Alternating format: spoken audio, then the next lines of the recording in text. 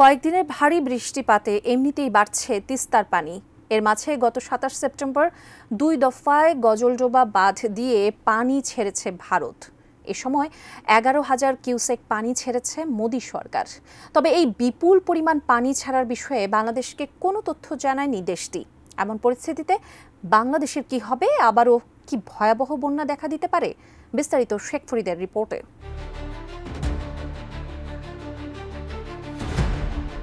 তিস্তা নদী হিমালয় থেকে উৎপন্ন হয়ে ভারতের সিকিম, দার্জিলিং ও জলপাইগুড়ির মধ্য দিয়ে প্রবাহিত হয়ে বাংলাদেশে প্রবেশ করেছে। এই নদীর বাংলাদেশ ও ভারত উভয়ের অংশে বাঁধ রয়েছে। ভারতে তিস্তা নদীর ওপর একাধিক বাঁধ রয়েছে। এর মাঝে একটি হলো জলপাইগুড়ির গজলডোবা বাঁধ।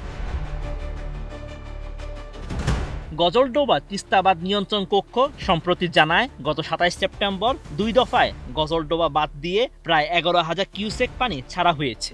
এর মধ্যে ভারতীয় সময় রাত ৮টায় প্রায় ৬,০০০ এবং রাত ১২:৩০টায় আরও ৪,৭০০ কিউসেকেরও বেশি পানি ছাড়া হয়। এত বিপুল পরিমাণ পানি ছেড়ে দেওয়ার বিষয়ে ভারতের পশ্চিমবঙ্গ রাজ্য সেচ দপ্তর জানায়, বাংলাদেশের মতো ভারতের সিকিম ও পশ্চিমবঙ্গের কালিম্পং জেলায় গত ৩ দিন ধরে লাগাতার বৃষ্টি হচ্ছে। এর ফলে তিস্তা নদীর ভারতের অংশের বেশ কয়েকটি জায়গায় পানি বিপদ সীমা ছাড়িয়ে এবং বাঁধের পানি ধারণ ক্ষমতার বাইরে চলে গেছে। ওই পানি বের করার জন্য এক পর্যায়ে আরও গেট খুলতে হয়েছে। দেশি পাকা টমেটো আর সিক্রেট রেসিপির কম্বিনেশনে তৈরি প্রাণ সস, সসের বস।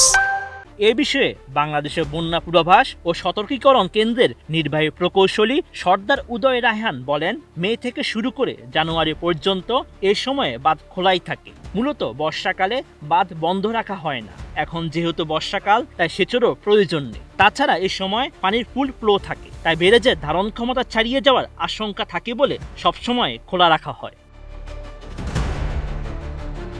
উদয় রায়হানের মতে, ভারত যদি সত্যি প্রায় ১১,০০০ কিউসেক পরিমাণ পানি ছেড়ে থাকে, তাহলে বাংলাদেশের নিম্নাঞ্চল ও চরাঞ্চলগুলো ক্ষতিগ্রস্ত হতে পারে। তিস্তা নদীর অববাহিকা নীলফামারী, কুড়িগ্রাম, রংপুর, গাইবান্ধা, লালমনিরহাট এই ৫ জেলা নিম্নাঞ্চল ও চরাঞ্চল প্লাবিত হওয়ার ঝুঁকি রয়েছে।